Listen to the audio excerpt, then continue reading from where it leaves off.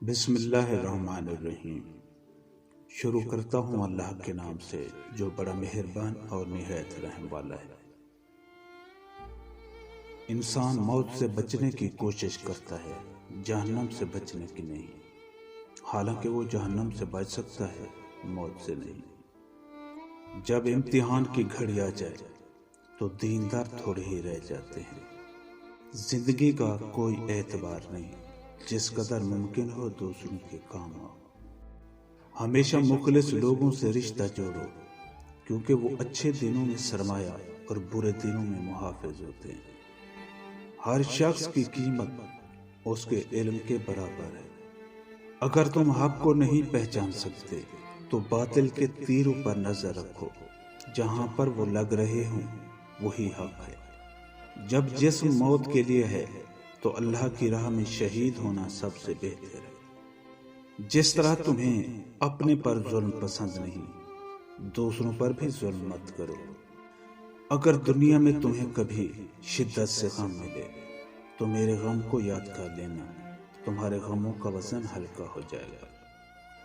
ظلم کے خلاف جتنی دیر سے اٹھو گے اتنی ہی زیادہ قربانی دینی پڑے گی۔ اپنے ضمیر کی عدالت میں ضرور جایا کرو، کیونکہ وہاں کبھی غلط فیصلے نہیں ہوتے۔ مجھے نماز جنت سے زیادہ عزیز ہے، کیونکہ جنت میری رضا ہے اور نماز میرے رب کی رضا ہے۔ ظالموں کے ساتھ رہنا بذات خود ایک جرم ہے۔ ادب یہ ہے کہ جب تم اپنے گھر سے باہر نکلو تو جس سے بھی ملاقات کرو اس کو اپنے سے بہتر جانو۔ اس شخص پر زیادتی نہ کرو جو تمہارے سامنے خدا کے سوا کوئی مددگار نہ رکھتا ہو۔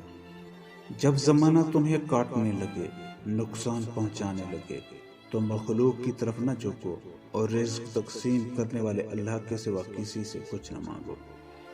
جب تمہاری زندگی میں ایسا دو راستہ آ جائے کہ ظالم تمہیں گردن اٹھانے نہ دے اور دین تمہیں گردن جھکانے نہ دے تو تیسرا راستہ گردن کٹانا ہے۔ یاد رکھو، تم پر آنے والی مصیبت در حقیقت تمہارے اپنے عمل و کردار کا نتیجہ ہے، لیکن خدا پھر بھی تم سے درگزر کرتا ہے۔